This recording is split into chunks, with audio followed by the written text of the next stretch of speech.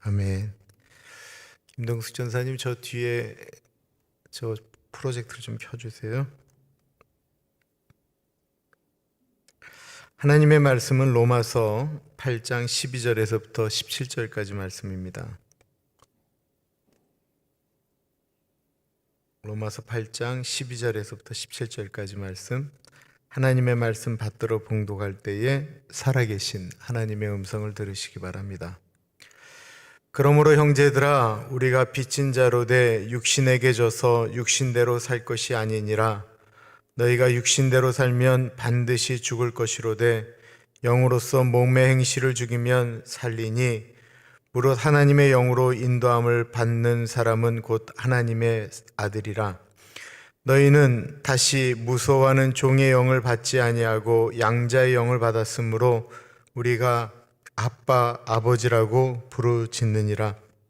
성령이 친히 우리의 영과 더불어 우리가 하나님의 자녀인 것을 증언하시나니 자녀이면 또한 상속자 곧 하나님의 상속자요 그리스도와 함께한 상속자니 우리가 그와 함께 영광을 받기 위하여 고난도 함께 받아야 할 것이니라. 아멘. 목사가 글을 쓰는 것도 좀 조심해야 되고 어떤 걸 할 때 더 신경 써야 된다라고 하는 생각을 요즘 와서 더 자주 하게 됩니다. 제가 지난주 그 주보의 칼럼에 그 온몸에 문신을 한 그 젊은이가 알고 봤더니만 목사님이었고 개척교회를 한다라고 이야기를 했더니만 어느 분이 저한테 그러세요. 목사님, 혹시 그 목사님이 필요하신 것이 있으면 저한테 꼭 말씀을 해주세요. 참 그 말씀이 이렇게 좀 이쁘기도 하고 감사하기도 했는데 어저께는 저희 교인 중에 정말 어려운 분이 봉투를 들고 오셨어요. 그 목사님에게 꼭 좀 전달해 주십시오라고. 근데 감사하기도 하면서도 내가 이제 무슨 생각을 했냐면 글을 쓸 때도 정말 더 신경을 써야 되겠구나 라는 생각을 했고요. 제가 로마서를 하면서 그 한경진 목사님이 말씀하셨던 목사님들 예수 잘 믿으시오 라는 책을 소개하면서 그날 설교를 했는데 어느 분이 해변에 가서 우리 김인철 목사 절대로 변하지 않은 목사 좀 되게 해달라고 기도하셨다라는 이야기를 듣고는 제가 조금씩 이렇게 마음이 더 조심스러워지고 두려워졌습니다. 오늘도 그 한경진 목사님들 예수 잘 믿으시오라고 하는 책에 나오는 내용을 소개하고자 합니다. 한경진 목사님은 신의주 제1교회에서 담임 목사를 하셨는데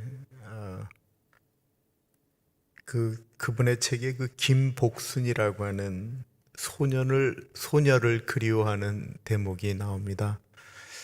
보통 남자들이 그리워하면 그 첫사랑을 그리워하잖아요. 그러면 한경진 목사님의 그 첫사랑이 이 김복순이었는가? 그게 아니었습니다. 한경진 목사님이 고아원에서 일을 하셨거든요. 이 김복순은 그 고아원에 있었던 여자아이였는데 이 여자아이는 중증 소아마비 환자였습니다.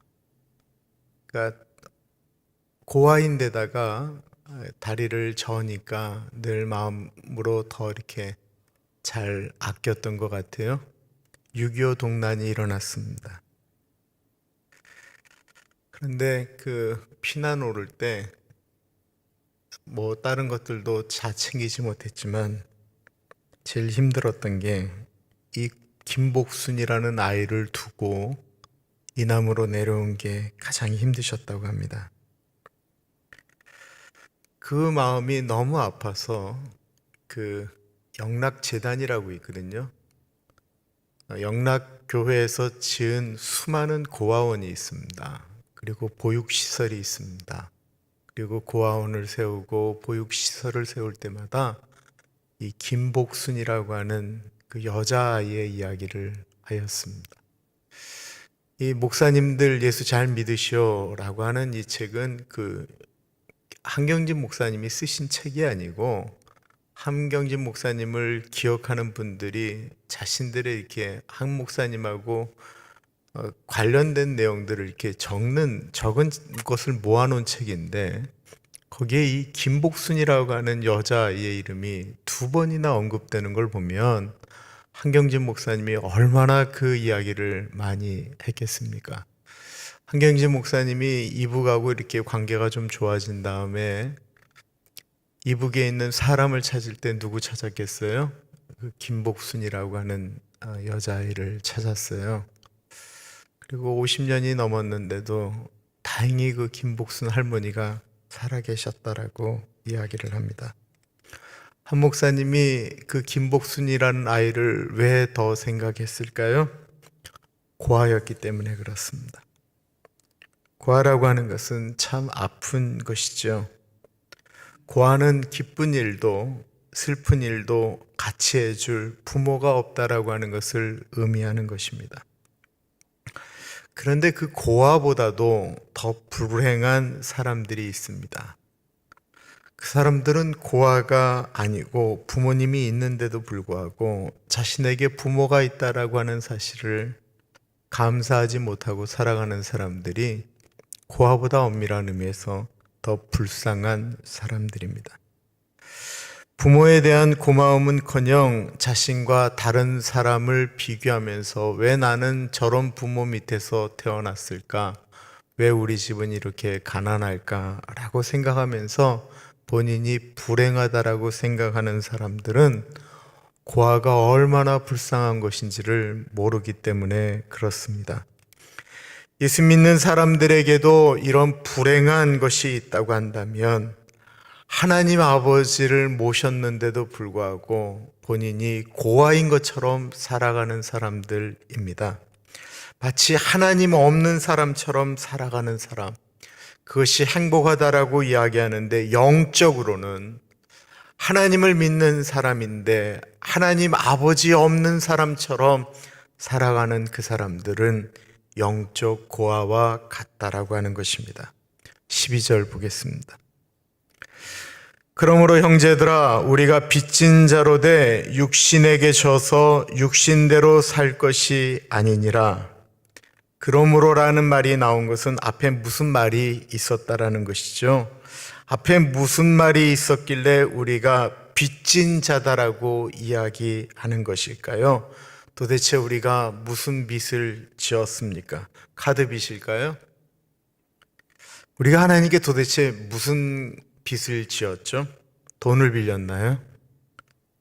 하나님이 우리에게 무엇인가 빌려주시고 받으시려고 하는 것일까요? 하나님이 우리에게 주신 것은 돈이 아니고요. 그런 것과는 비교할 수 없는 생명입니다. 12절 앞에 있는 것을 보아야 이게 더 잘 이해가 되겠죠? 11절입니다. 예수를 죽은 자 가운데서 살리신 이의 영이 너희 안에 거하시면 그리스도 예수를 죽은 자 가운데서 살리신 이가 너희 안에 거하시는 그의 영으로 말미암아 너희 죽을 몸도 살리시리라. 우리가 빚진 것은 예수님을 살리신 하나님이 우리도 함께 살려주셨다라고 하는 것이지요. 그 사실을 알고 사는 것이 빚진 마음이다라는 것입니다. 나는 죄에 대해서 죽었던 사람이다. 그런데 이제 살았다라고 말하는 정도가 아닙니다. 이제부터 나는 하나님의 아들이다, 딸이다라고 생각하며 살아가는 것. 이게 빚진 마음입니다. 육신으로 살아가는 사람은 하나님의 아들이라는 생각이 없이 살아가는 사람입니다. 자기 원하는 대로, 자기 육신이 하고 싶은 대로 살아가고 싶은 사람들을 육적인 사람이라고 성경은 표현하고 있습니다. 그런데 어쩔 때는 자신이 하나님의 자녀인 것 같은데 어느 순간에는 마치 아버지가 없는 고아처럼 살아가는 사람들, 이것이 육신에 속한 사람이다라고 하는 것이죠. 하나님을 아버지로 모시고 사는 우리는 분명히 고아가 아닌데 고아처럼 살아간다라는 것입니다. 교회 안에 들어와서는 하나님의 자녀인데 밖에 나가면 사람이 되어서, 육신의 사람이 되어서 살아가는 것입니다. 왜 그럴까요? 정체성이라고 보통 얘기하죠. 아이덴티티. 자기 정체성이 불명확하기 때문에 그렇습니다. 로마서 8장은 이 예수 믿는다라고 하는 사람에 대한 정체성, 우리가 누구인가를 이야기하고 있는데요. 14절과 15절 보겠습니다. 무릇 하나님의 영으로 인도함을 받는 사람은 곧 하나님의 아들이라. 너희는 다시 무서워하는 종의 영을 받지 아니하고 양자의 영을 받았으므로 우리가 아빠 아버지라고 부르짖느니라. 이 15절에 아빠 아버지, 원래 그 개역 한글이 훨씬 좋은 것 같아요. 아바 아버지라고 불러서 우리가 아바 아버지라는 찬양도 있잖아요. 이 아바라고 하는 말이 히브리어로 아빠라고 하는 뜻입니다. 이 아바 아버지라는 말을 처음으로 쓰신 분이 누구셨냐면 예수 그리스도셨어요. 요한복음에 예수님께서 아바 아버지라고 기도하면서 고백을 합니다. 아바 아버지요. 탈무드에 보면 그 아기들이 젖을 떼고 밀로 만든 음식을 먹으면서 입맛의 맛이라고 하는 것을 깨닫게 되면서 표현하는 말이 아빠, 엄마라는 말인데 아바, 엄마라고 하는 말이다라는 것입니다. 그러므로 이 하나님을 아바라고 부른다라고 하는 것은 가장 어린 아기들이 엄마 아빠를 처음으로 알아가면서 무조건적으로 젖을 달라고 그러고 뭔가를 달라고 할 때 그냥 천진난만한 아이가 불렀던 고백, 그 고백이 아바 아버지입니다. 그러니까 부모님과 자녀가 가장 친밀한 것을 나타내는 것이 아바 아버지다라는 것입니다. 우리가 하나님을 아바 아버지라고 부를 수 있는 특권을 가졌다라는 거예요. 여러분, 이거를 읽는 로마 유대인들이, 유대인 그리스도인들이 얼마나 충격을 받았는지 제가 계속 말씀드리잖아요. 유대인들은 하나님을 아버지라고 부르지 않아요.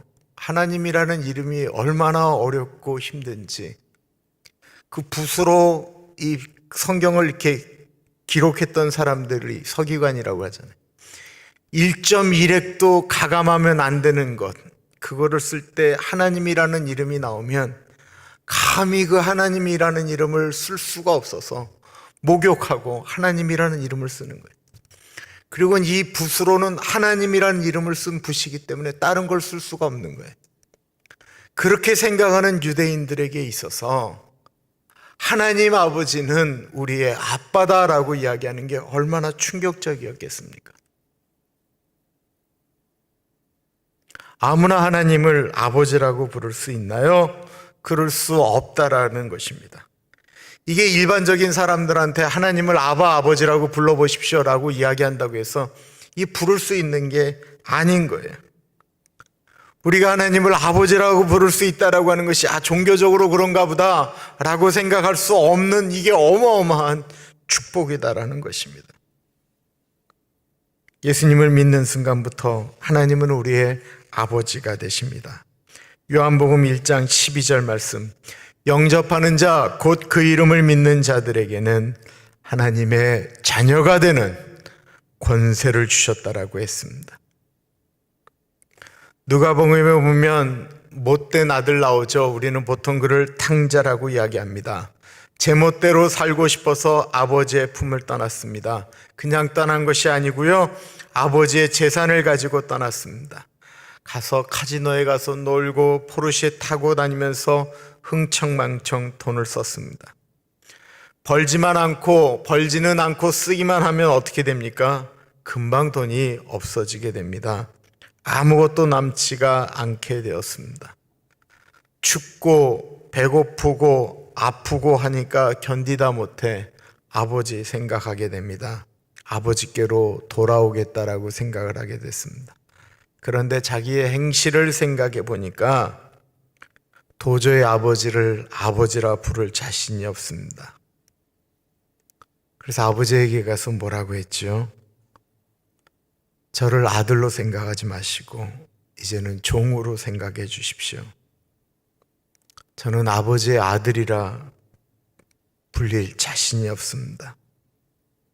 우리가 죄악 가운데 있을 때 하나님 앞에 갖는 마음 같은 것입니다. 근데 아버지가 어떻게 하셨나요? 아버지가 그 아들의 목을 끌어안고 우십니다. 아들이 종으로 써달라는 말에 아버지가 뭐라고 하십니까? 종이라니 무슨 말이냐? 죽었던 내 아들이 돌아왔다라고 말씀하고 있습니다. 죽었던 내 아들. 그리고는 잔치를 벌이십니다. 이것이 아버지의 마음입니다. 하나님 아버지는요, 우리가 아무리 잘못해도 우리의 아버지입니다. 우리가 힘들어하고 어려워할 때도 우리의 하나님 아버지 되시고요. 우리가 너무 몸이 힘들어서 예배 참석하지 못해도 그래도 하나님은 우리의 아버지이십니다.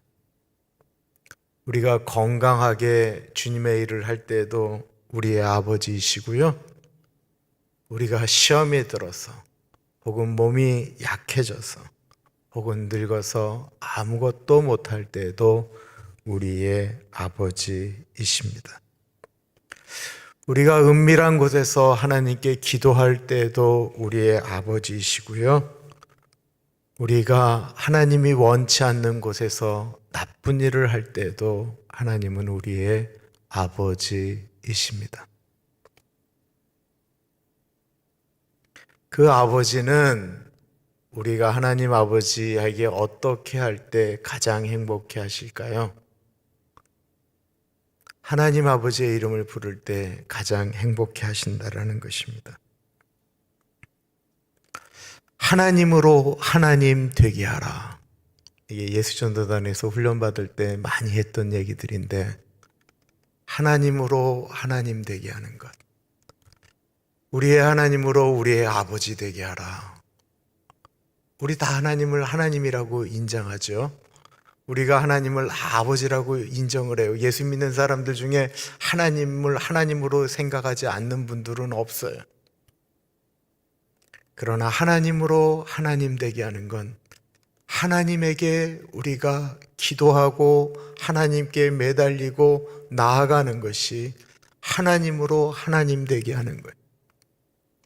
하나님으로 우리의 아버지 되게 하는 것은 그 하나님께 우리가 기도하며 나아가는 것이 우리의 하나님으로 우리의 아버지 되게 하는 것입니다. 내가 자녀들에게 가장 좋은 아버지인 것은 내가 아버지 노릇할 때입니다. 저는 우리 아이들이 2주 전 칼럼에 무엇이든 물어보세요라고 했는데, 저는 우리 아이들이 저한테 아빠 이거 어떻게 해야 돼? 라고 물으면 야 이놈들아 네가 이제 알아서 해라 라고 이야기하지만, 그렇게 물으면 너무 행복합니다.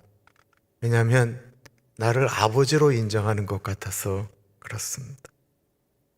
그러면 제가 어떻게든지 도와주고 싶습니다. 제 딸이 그 질문한 내용 때문에 제가 책을 2권을 읽었다니까요. 이거 어떻게 하는 것이 제일 좋지? 책을 2권을 읽었어요.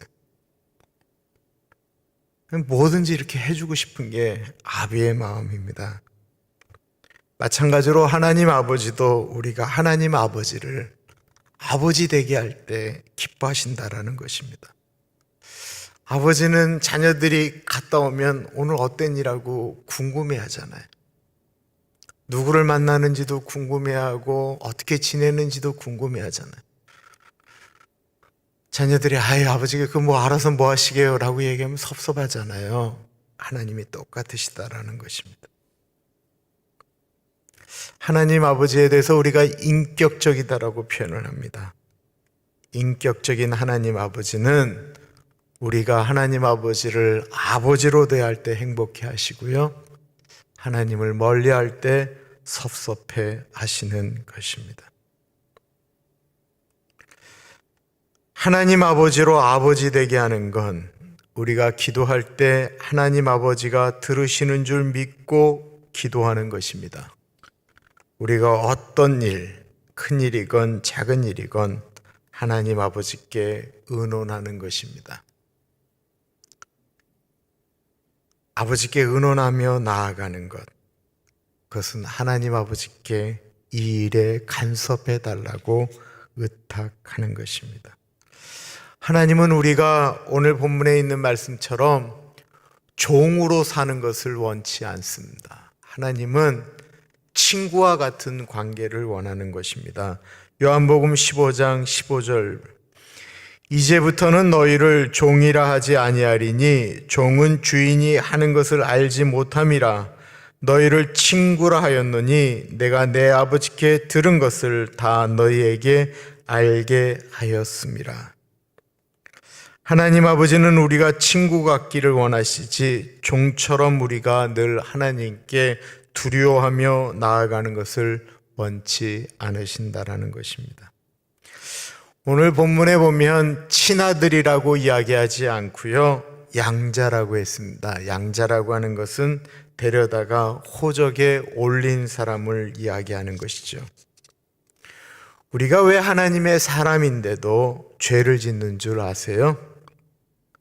우리가 죄의 노예로 살고 종의 노예로 살았던 우리의 습관이 있기 때문에 그렇습니다. 로마서는 이것을 계속해서 강조하니까 우리가 잘 아셔야 돼요.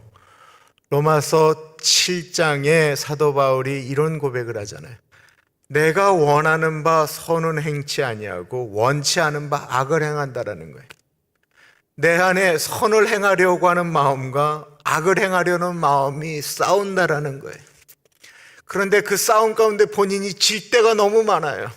그래서 이렇게 고백하는 거예요. 오호라 나는 공고한 사람이로다. 누가 나를 좀 건져줄까? 실존적인 고백을 하는 거예요. 실존적인 고백. 본인은 예수 믿은 다음에 계속해서 이제 선한 일을 하고 싶은데 이 마음 가운데서 싸움이 일어난다라는 거예요.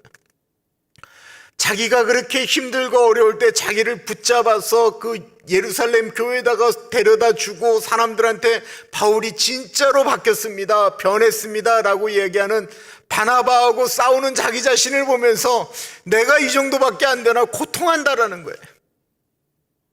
왜 그래요?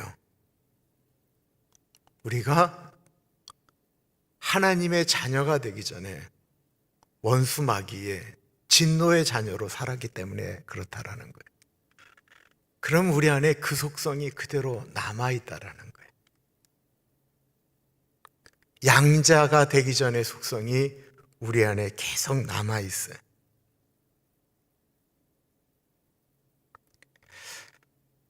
곽선희 목사님 설교에 나오는 내용이에요. 그분이 인천에서 목회하셨거든요. 인천제일교회라고.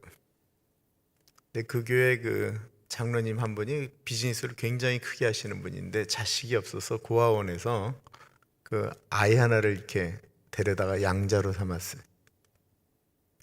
그 아이가 4살이 될 때에 이 목사님을 모셔다가 생일잔치를 했는데 이 어마어마한 큰 집, 좋은 집에 이제 양자가 된 거예요. 근데 이렇게 목사님이 이제 생일상을 받아놓고 이렇게 기도를 하는데 이 아이가 목사님 기도할 때 그 앞에 있는 음식들 중에 맛있는 것들을 이렇게 주머니에 넣더래요. 4살짜리가. 기도하는데 과자 같은 걸 막 주머니에 넣는 거예요. 왜 그래요? 고아원에서는 기도할 때 주머니에 넣어야 더 먹을 수 있었거든요. 고아니까. 이때 못 먹으면 못 먹으니까 기도할 때 애들이 다 눈 뜨고 집어넣는 거예요.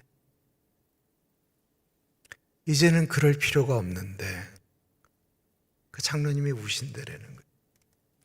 이제는 그럴 필요가 없는데도 제가 옛날에 그 모습 그대로 저렇게 지낸다고. 자기 죽으면 이 집도 저 아이 거, 그 재산도 다 저 아이 건데도 그걸 모른다라는 것입니다. 우리에게도 그런 요소가 있습니다. 예수 믿고 분명히 하나님의 자녀가 되었는데도 불구하고 우리에게는 옛 성품이 남아 있어서 나만을 위하여 생각하고 다른 사람 생각하지 않고 살 때가 정말 많다라는 것입니다. 하나님이 우리의 아버지이신데도 불구하고 그 아버지께 맡기기보다는 고아처럼 살아가는 사람들이 많다라고 하는 것입니다. 우리의 신분에 대해서 로마서는 정확하게 우리는 하나님의 자녀다라고 표현하고 있습니다.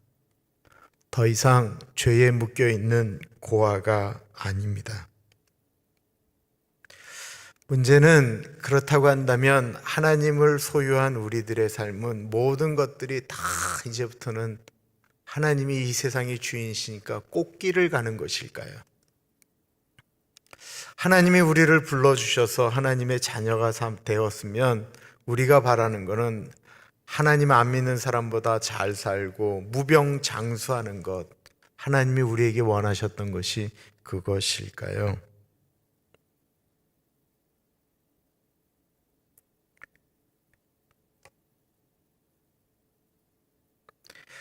고아는 자기 원하는 대로 하며 살 수 있습니다. 하나님의 아들들은 하나님의 방식으로 살아가는 것을 의미합니다. 이것을 영으로 산다라고 표현하고 있는데요. 16절, 17절입니다. 성령이 친히 우리의 영과 더불어 우리가 하나님의 자녀인 것을 증언하시나니 자녀이면 또한 상속자 곧 하나님의 상속자요 그리스도와 함께한 상속자니 우리가 그와 함께 영광을 받기 위하여 고난도 함께 받아야 할 것이니라. 잘 나가다가 17절 후반에 고난도 함께 받아야 된다라고 하는 표현이 탁 던져지는 거예요. 그럼 그렇지, 앞에 빚진 자라고 말씀하시더니만 공짜 어디 있냐, 고난받으라고 말씀하신다 라고 생각하실지 모르겠습니다. 우리가 생각하는 고난이 무엇일까요? 옛날에 한국이 한참 아직도 그 공산당에 대한 생각이 어른들에게 많을 때는 예수 믿을래 안 믿을래 총 겨누고 이야기하는 고난, 지금 IS를 비롯한 이슬람 사람들한테 받는 핍박, 이런 정도를 고난이다라고 생각하고 계시지는 않습니까?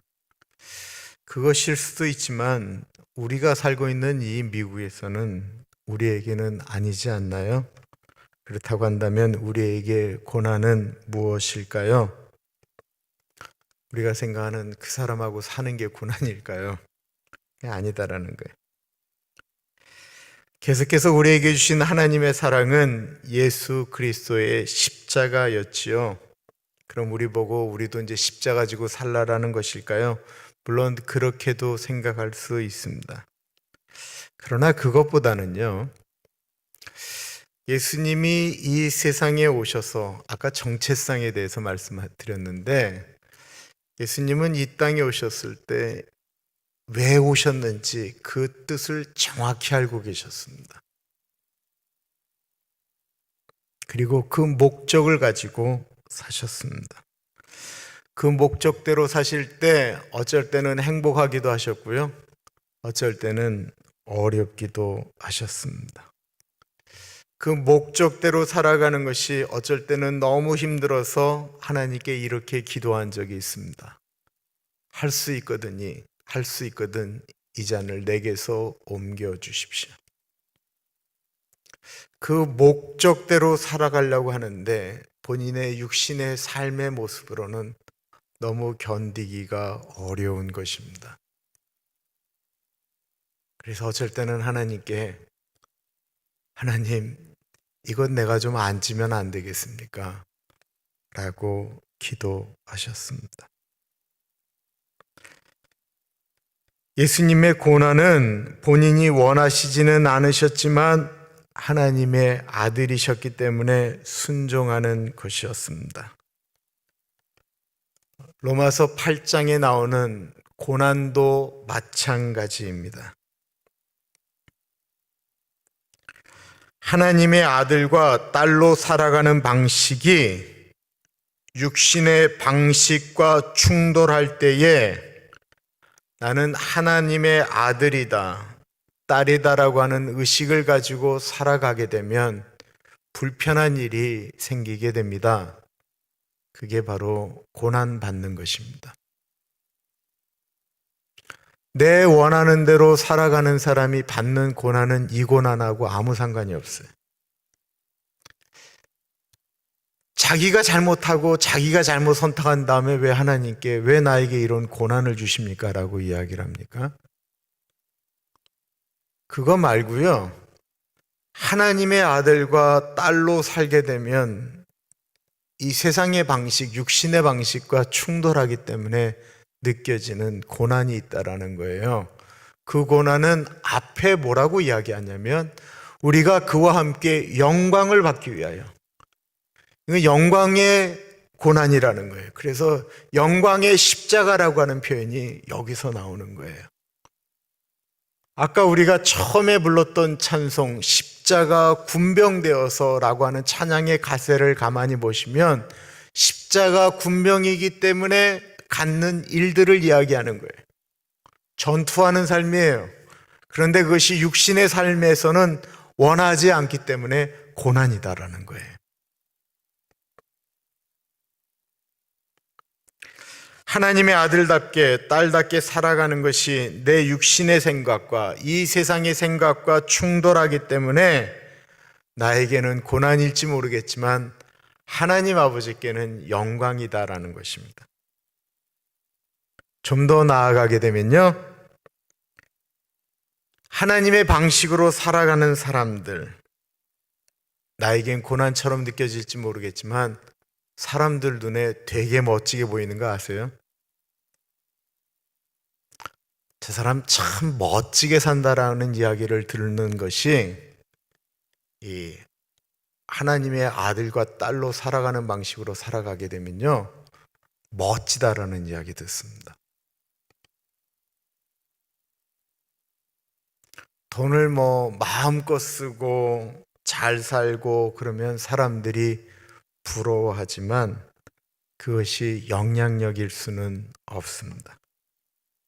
그러나 하나님의 사람이 하나님의 사람으로 살아가게 되면 정말 폼이 납니다.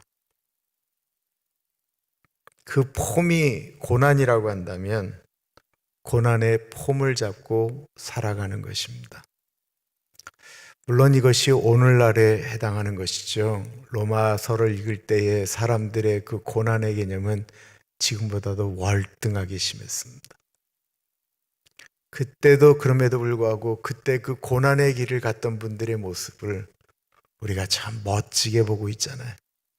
히브리서에 있는 말씀처럼 세상이 감당하지 못한다고 그랬는데 이런 세계 가운데 살면서 우리가 하나님의 사람으로 살아가면서 하나님의 방식을 고집하기 때문에 아파하는 것, 그 고난 선한 영향력으로 이 땅에 나타나게 될 것입니다. 우리 한번 다시 찬양하겠습니다.